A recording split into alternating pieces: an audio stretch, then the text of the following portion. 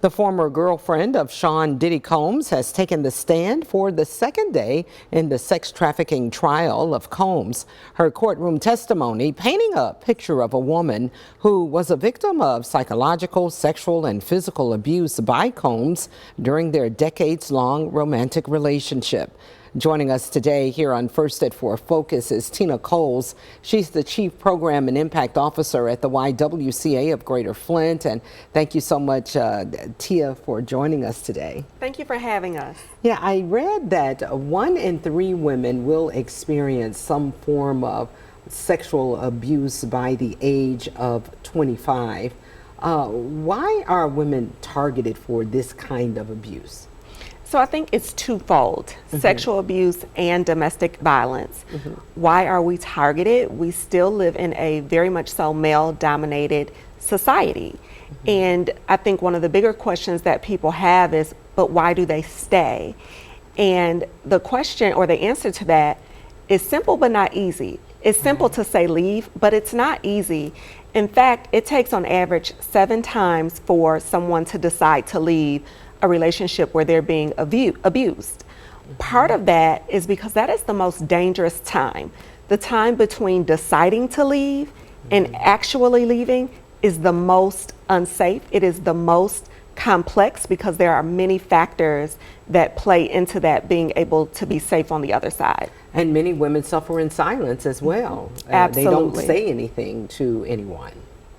And there is a what you call a domestic violence power and control wheel. So let's take a look at that domestic violence and power and control wheel. And it's about violence and power when you take a look at sexual abuse, domestic abuse, and domestic violence. What role does coercion play in victims' inability to break free? And we talk about being coerced, which seems to be a central part of some of the testimony in this P. Diddy trial. So what role does coercion play in all of this? Fear. Fear is used to control people all the time. Fear is used to control just about everything, right? Because everything is rooted in power and control. So if I am telling you that I'm going to hurt you, if you leave, I'm going to hurt your children, I'm going to hurt your reputation. A big one that people often ignore. Remember, all violent relationships, domestic violence relationships, start on the other end. They generally start with love bombing. Okay. So then it becomes, if you leave me, I'm going to hurt myself. No one wants to be responsible for that because even in the pain, even in the abuse, a lot of times survivors still love the other person. So threats, coercion, all of that play an important role. And some of the other spokes on that violence and control wheel, how are they used? Just highlight a couple of those. One of the big ones is financial abuse, which we don't talk about a lot. I can see that being a big part of this case that we're discussing right now. So if I am financially providing for you, or perhaps your children, or even your parents, that's a big one nowadays, it's not so easy to leave. If I don't know where my next meal is going to come from, if I am dependent on you for everything, I'm not gonna leave. The other one is the emotional abuse. Gaslighting is huge. Victim blaming, intimidation, calling you names, character shaming. When you're dealing with people where there's a power dynamic, who's gonna believe me? Right, right. And let's talk a little bit about people on the outside looking in.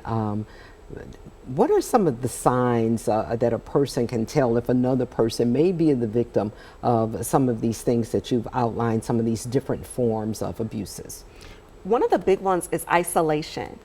If you know that you have a friend or a family member that was really social, they were always around, they were always inviting you around, now all of a sudden they disappear for days, months on edge, they don't answer the phone.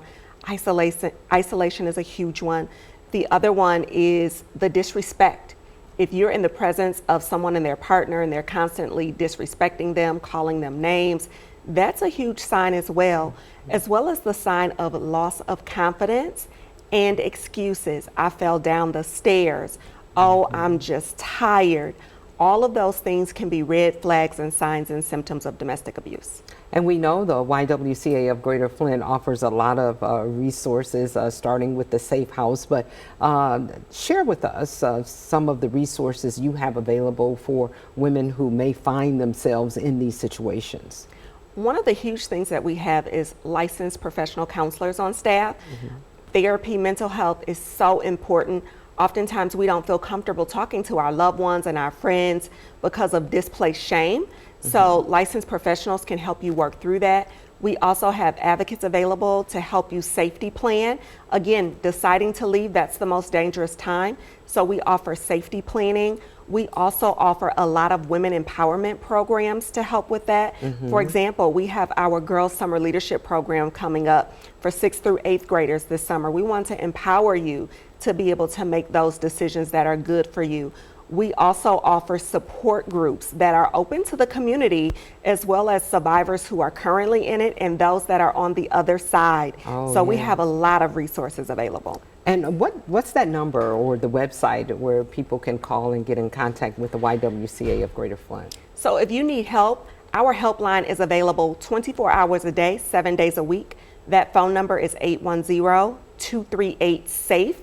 Again, that's 810-238-7233. We want you to be safe. It may not be safe to call. You can reach us via email at info@ywcaflint.org. That's info@ywcaflint.org. Again, our helpline is available 24 hours a day. We want to make sure that you're safe. If you don't have a place to go, come to the YWCA. We will help you. Tia Coles, the Chief Program and Impact Officer at the YWCA of Greater Flint. This can be life-saving information for someone. Thanks for coming in and sharing it with us. Thank you for having us.